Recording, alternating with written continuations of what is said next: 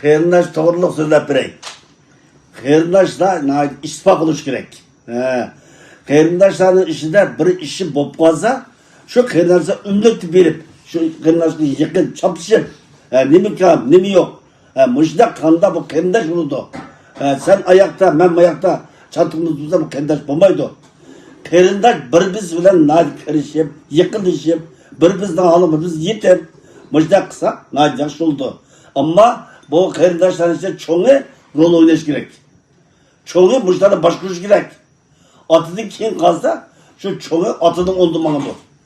Şu kıyırdaşlar yetler, insan demiş kalsa, ne dersin de, şu kıyırdaşlar suçlar çoğu. Atı olsa at sürüsüldü. Balam kadar havaladınız, yaşlı adam size gidiyordu. O akıga adam, kızlar kadar havalanlar. Bir gün bir ya iki gün bir gelip, her birisinin önünde akbalışını sözlemiş gerek. Şimdi havada kıyırdaş biz yıkıldık oldu. Kıyırdaş men cidal olup, bakışıp kesimi, yani kıyırdaş. Ümit üzülmeydi.